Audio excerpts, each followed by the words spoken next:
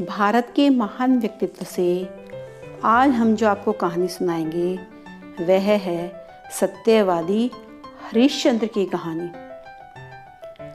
चंद्र टरे सूरज टरे, टरे जगत व्यवहार, पै दृढ़ हरिश्चंद्र को टरे न सत्य विचार।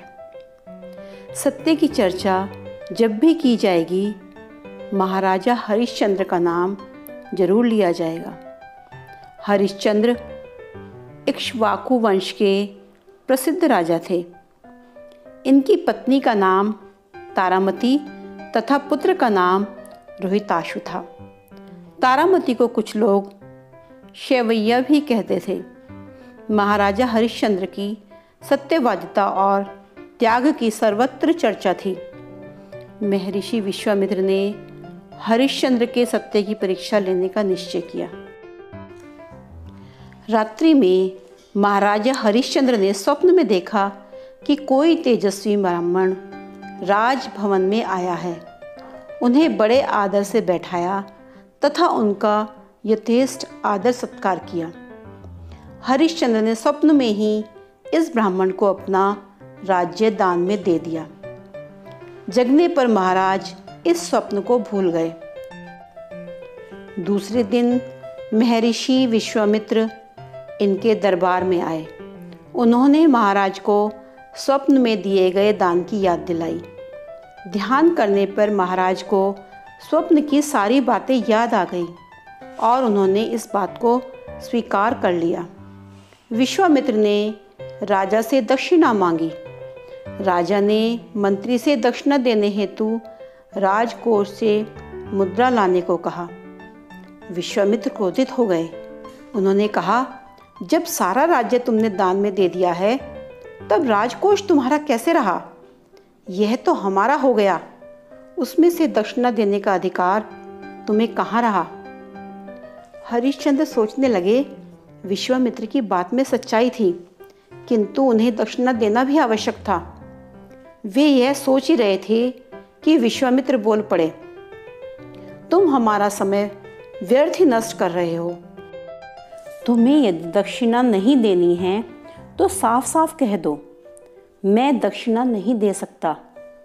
दान देकर दक्षिणा देने में आनाकानी करते हो, मैं तुम्हें शाप दे दूंगा।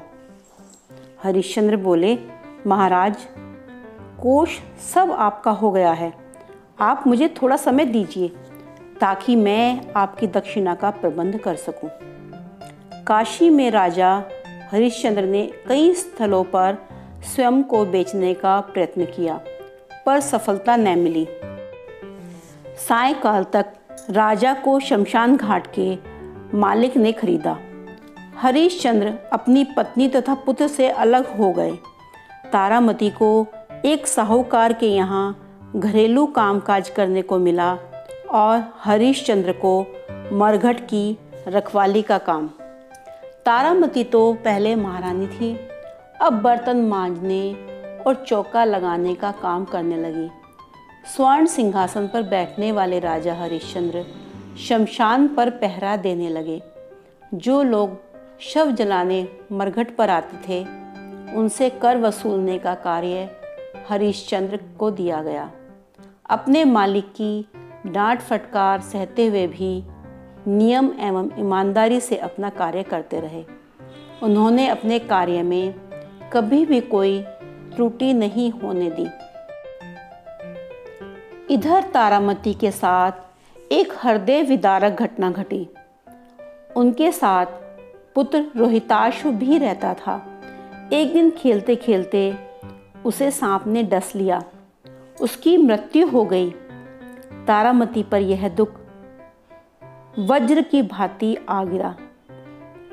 उनके पास कफन तक के लिए पैसे नहीं थे। वह रोती बिलखती किसी प्रकार अपने पुत्र के शव को गोद में उठाकर अंतिम संस्कार के लिए शमशान ले गई। रात का समय था। सारा शमशान सन्नाटे में डूबा था। एक दो शव जल रहे थे। इसी समय पुत्र का शव लिए तारामती शमशान पर पहुंची। हरिश्चंद्र ने तारामती से शमशान का कर मांगा। उनके अनुनय विनय करने पर तथा उनकी बातों से वे पत्नी तथा अपने पुत्र को पहचान गए, किंतु उन्होंने नियमों में ढील नहीं दी। उन्होंने अपने मालिक की आज्ञा के विरुद्ध कुछ भी नहीं किया। उन्होंने तारामती से कहा, शमशान का कर तो तुम्हें देना ही होगा, उससे कोई मुक्त नहीं हो सकता। यदि मैं किसी को छोड़ दूं तो यह अपने मालिक के प्रति विश्वासघात होगा।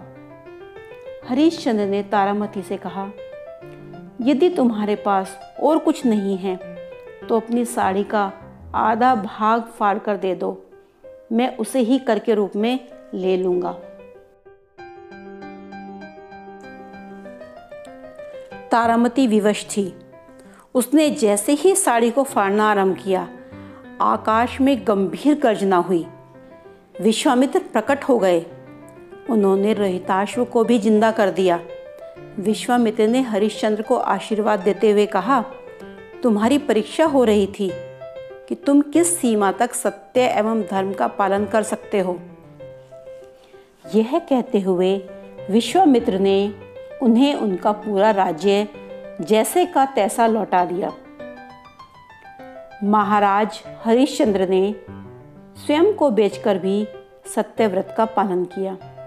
यह सत्य एवं धर्म के पालन का एक बेमिसाल उदाहरण है। आज भी महाराजा हरिश्चंद्र का नाम श्रद्धा और आदर के साथ लिया जाता है। ऐसे थे हमारे राजा हरिश्चंद्र। आप भी इनके गुणों को अपने अंदर विकसित करें, हमेशा सत्य बोलें और अपने धर्म का पालन करें। बच्चों, अगली कहानी के साथ फिर मिलेंगे। तब तक के लिए बाय।